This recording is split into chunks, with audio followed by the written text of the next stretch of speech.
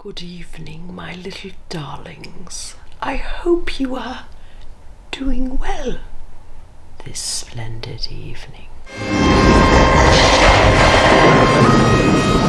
Might I just say we have the most delectable, spookiest tale for your appetite this evening. So let us begin by the most wonderful, enchanting Edgar Allan Poe, titled The Black Cat. For the most wild yet most homely narrative which I am about to pen, I neither expect nor solicit belief.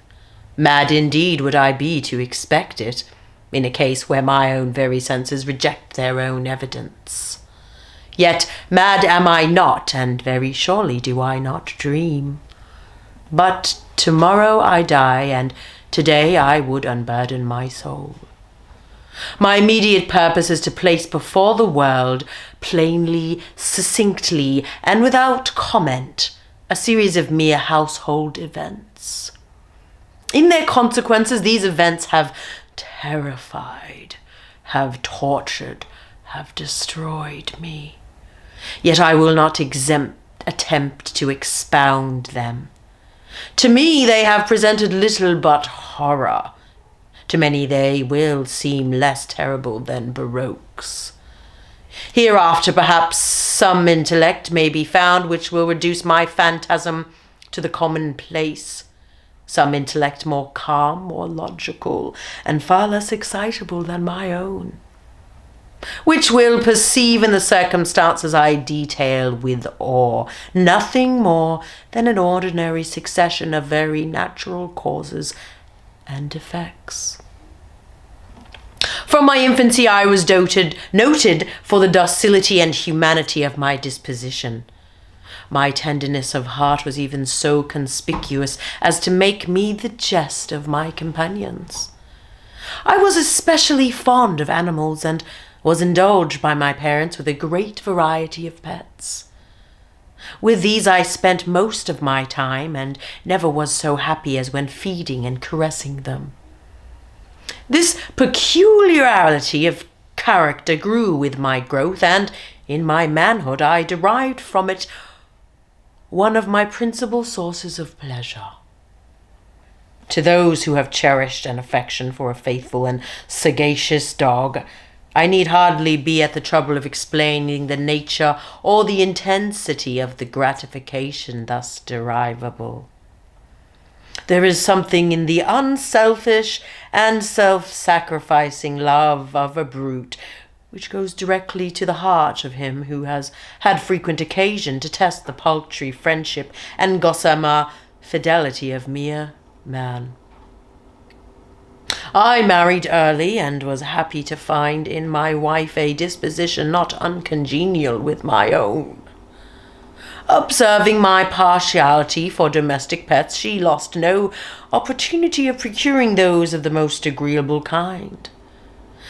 We had birds, goldfish, a fine dog, rabbits, a small monkey, and a cat. This latter was a remarkably large and beautiful animal, entirely black and sagacious to an astonishing degree. In speaking of his intelligence, my wife, who at heart was not a little tinctured with superstition, made frequent allusion to the ancient popular notion which regarded all black cats as witches in disguise. Not that she was ever serious upon this point, and I mention the matter at all for no better reason than that it happens just now to be remembered. Pluto, this was the cat's name, was my favorite pet and playmate. I alone fed him, and he attended me wherever I went about the house. It was even with difficulty that I could prevent him from following me through the streets.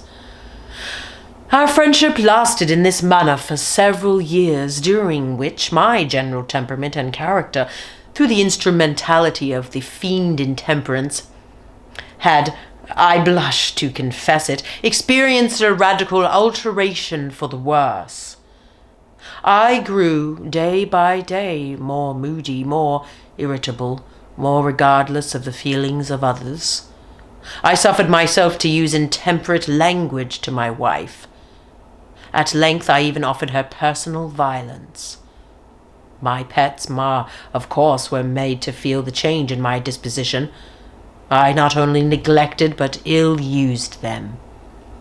For Pluto, however, I still retained sufficient regard to constrain me from maltreating him, as I made no scruple of maltreating the rabbits, the monkey, or even the dog, which by accident or through affection they came my way. But my disease grew upon me, for what disease is like alcohol? And at length even Pluto, who was now becoming old, and consequently somewhat peevish, even Pluto began to experience the effects of my ill temper. One night, returning home, much intoxicated, from one of my haunts about town, I fancied that the cat avoided my presence. I seized him when, in his fright at my violence, he inflicted a slight wound upon my hand with his teeth. The fury of a demon instantly possessed me. I knew myself no longer. My original soul seemed at once to take its flight from my body, and a more than fiendish malevolence, gin-nurtured, thrilled every fibre of my frame. I took from my waistcoat pocket a penknife, opened it, grasped the poor beast by the throat, and deliberately cut one of its eyes from the socket. I blush, I burn, I shudder, while I pen the damnable atrocity. When reason returned with the morning, when I had slept off the fumes of the night's debauch, I experienced a sentiment, half of horror, half of remorse, for the crime which I had been guilty, but it was, at best, a feeble and equivocal feeling, and the soul remained untouched. I again plunged into excess and soon drowned in wine all memory of the deed. In the meantime, the cat slowly recovered. The socket of the lost eye presented, it is true, a frightful appearance. But he no longer appeared to suffer any pain. He went about the house as usual, but, as might be expected, fled in extreme terror at my approach. I had so much of my old heart left, as to be at first grieved by this evident dislike on the part of a creature which had once so loved me. But this feeling soon gave place to irritation, and then came, as if to my final and irrevocable overthrow, the spirit of perverseness. Of this spirit philosophy takes no account. Yet I am not more sure than that my soul lives, that I am, that perverseness is one of the primitive impulses of the human heart, one of the indivisible primary faculties or sentiments which give direction to the character of man. Who has not 100 times found himself committing a vile or a stupid action for no other reason than because he knows he should not? Have we not a perpetual inclination, in the teeth of our best judgment, to violate that which is law merely because we understand it to be such? The spirit of perverseness, I say, came to my final overthrow.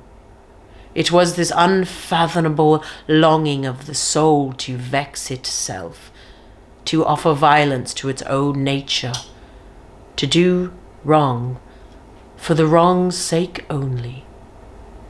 That urged me to continue and finally to consummate the injury I had inflicted upon the unoffending brute. One morning, in cold blood, I slipped a noose about its neck and hung it to the limb of a tree. Hung it with the tears streaming from my eyes and with the bitterest remorse at my heart. Hung it because I knew that it loved me, and because I felt it had given me no reason of offense.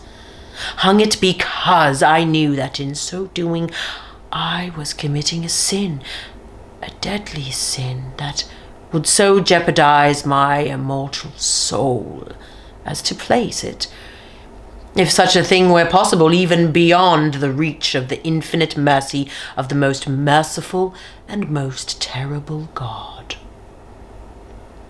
On the night of the day on which this most cruel deed was done, I was aroused from sleep by the cry of fire.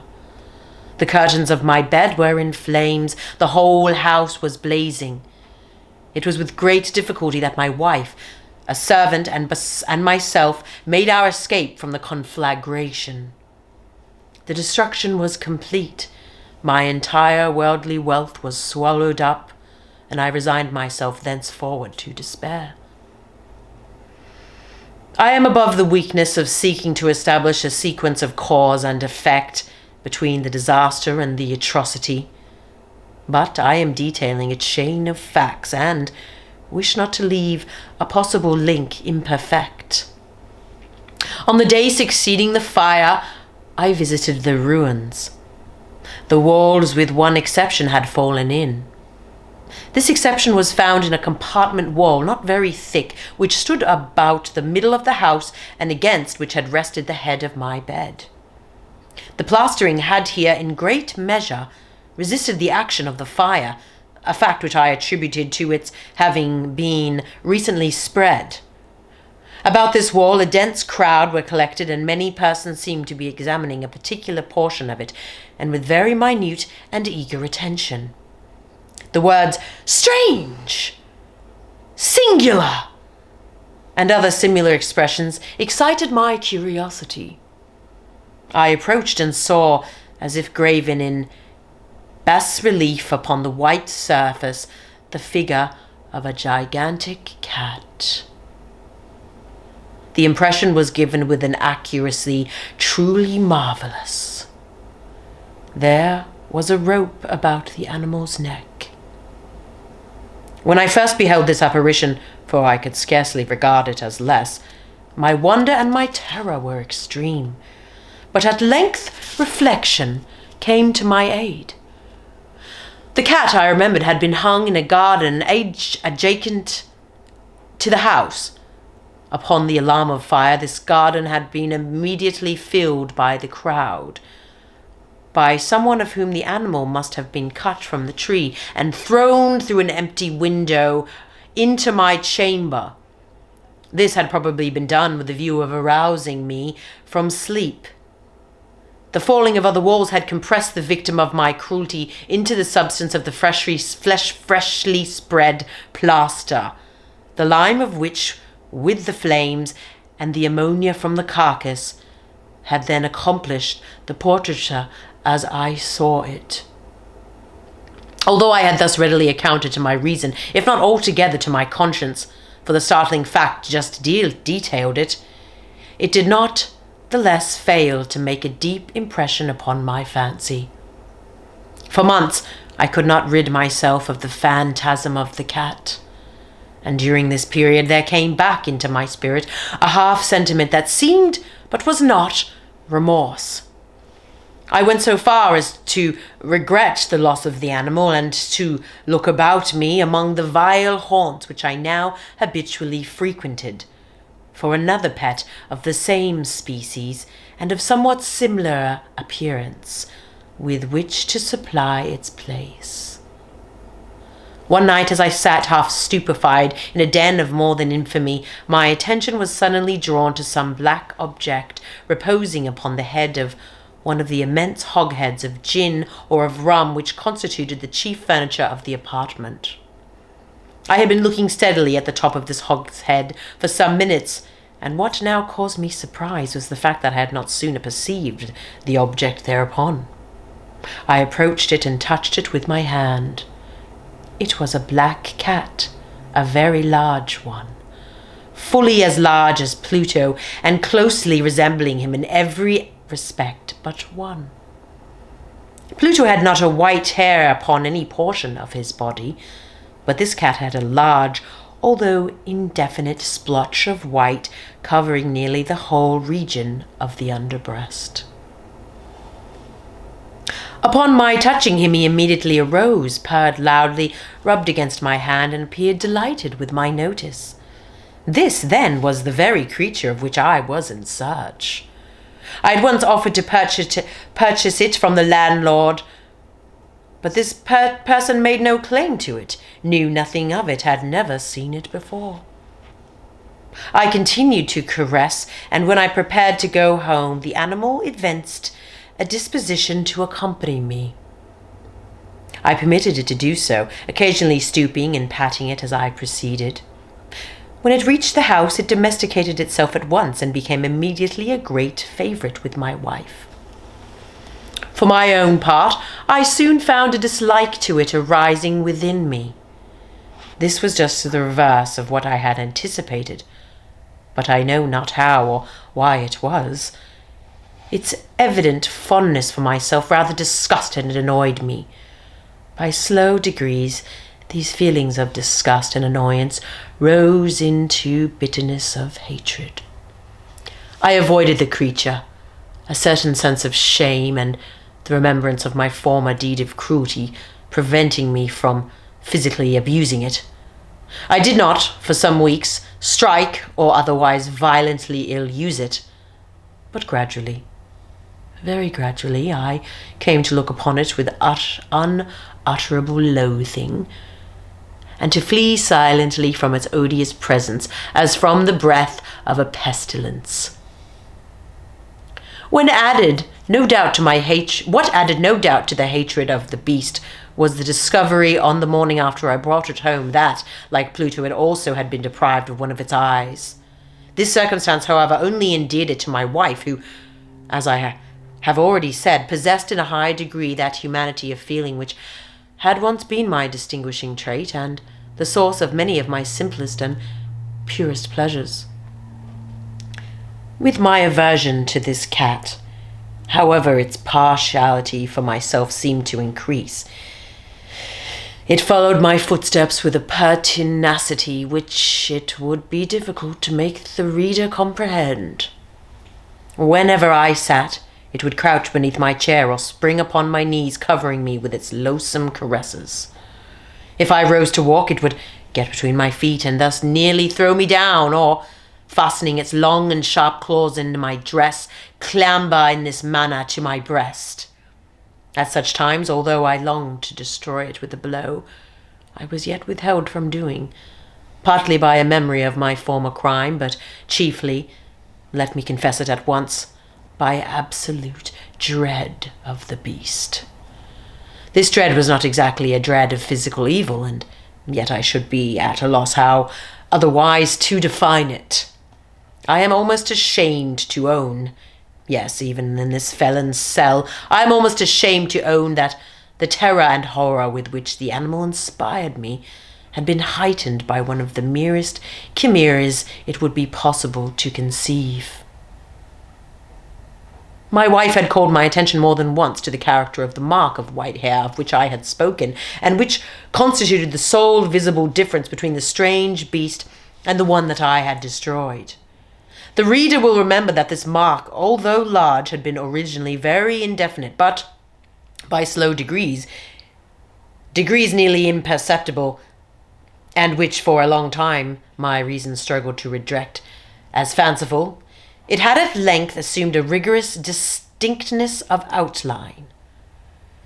It was now the representation of an object that I shudder to name, and for this above all I loathed and dreaded, and would have rid myself of the monster had I dared it. It was now, I say, the image of a ghastly thing, of the gallows. O mournful and terrible engine of horror and of crime, of agony and death! And now was I indeed wretched beyond the wretchedness of mere humanity, and a brute beast whose fellow I had contemptuously destroyed, a brute beast to work out for me, a man fashioned in the image of the high God, so much of insufferable woe. Alas! Neither by day nor by night knew I the blessing of rest any more. During the former, the creature left me no moment alone, and in the latter I started hourly from dreams of unutterable fear to find the hot breath of the thing upon my face, and its vast weight an incarnate nightmare that I had no power to shake off, incumbent eternally upon my heart.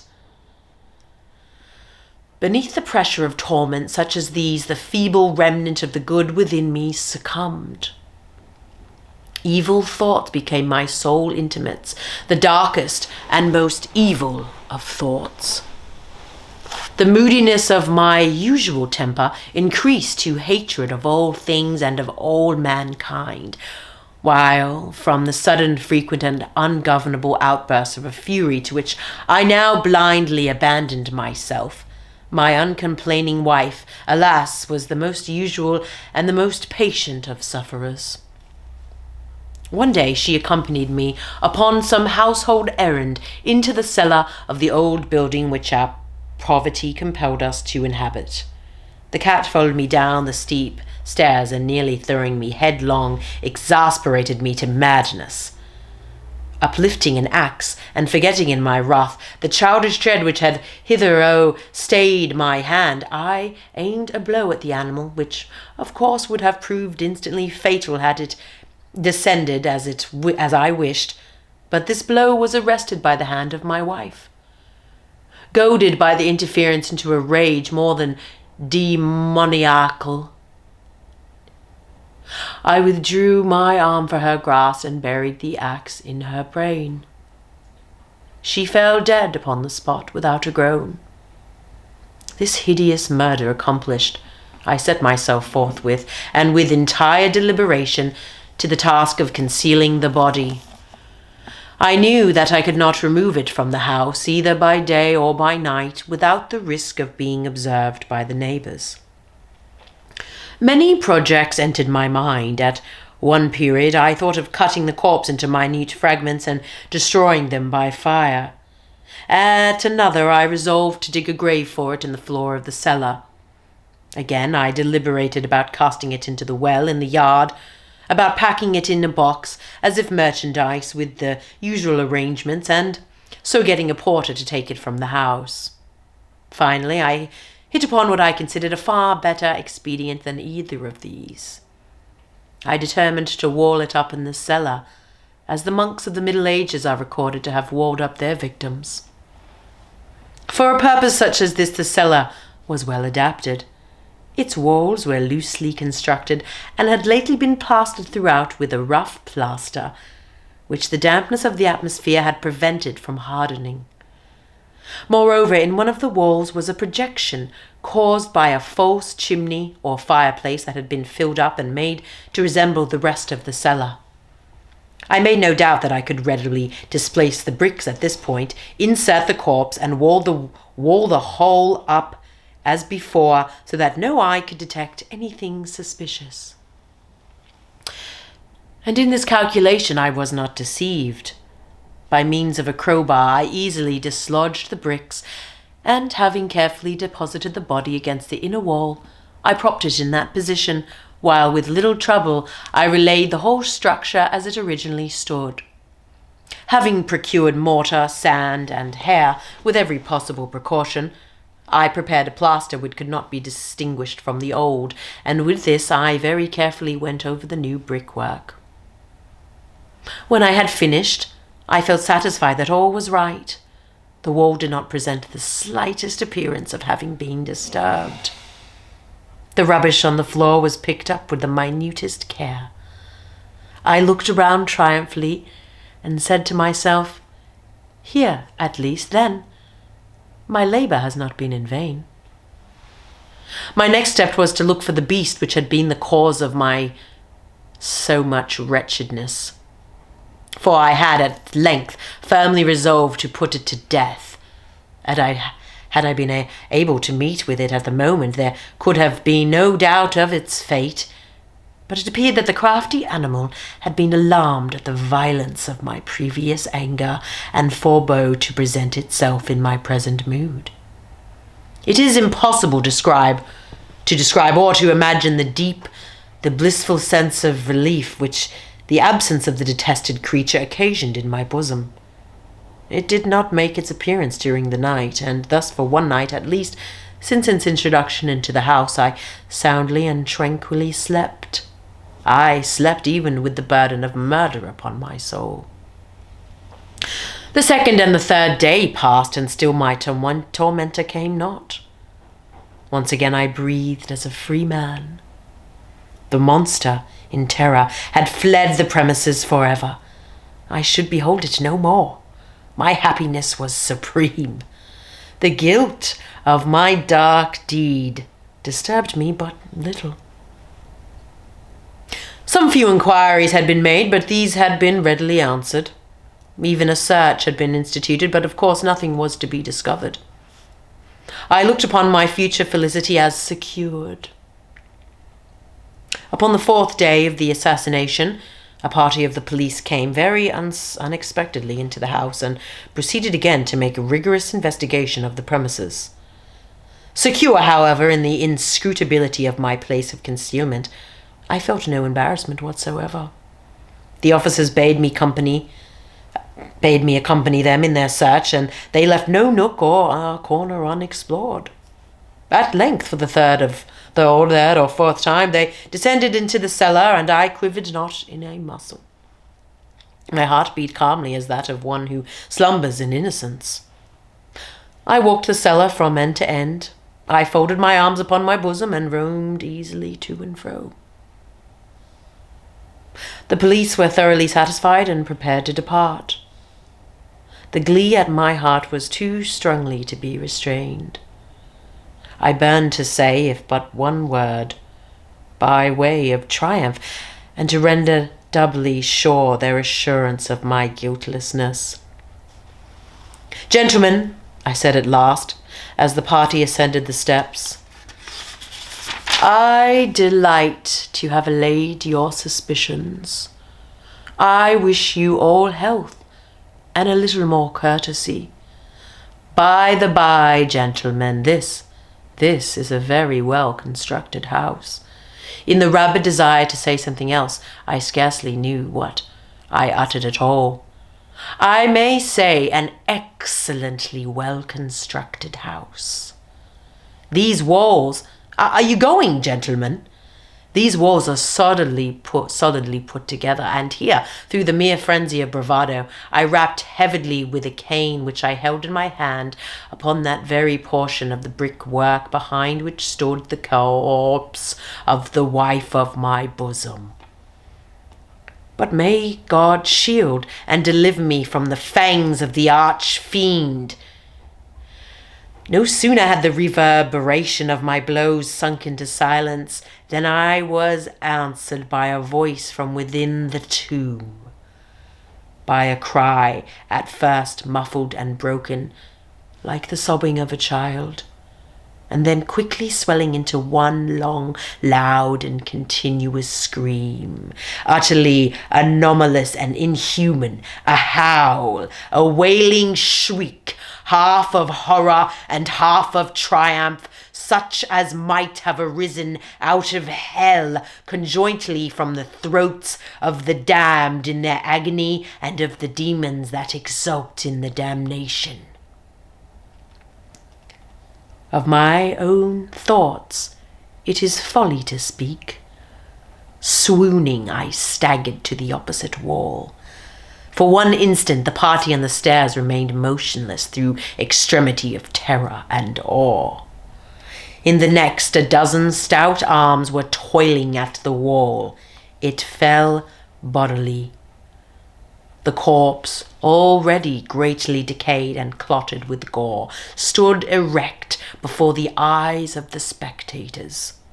Upon its head, with red extended mouth and solitary eye of fire, sat the hideous beast whose craft had seduced me into murder, and whose informing voice had consigned me to the hangman. I had walled the monster up within the tomb.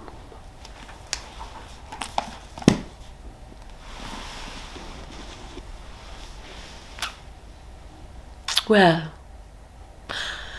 I do hope that quenched your appetite for blood and horror.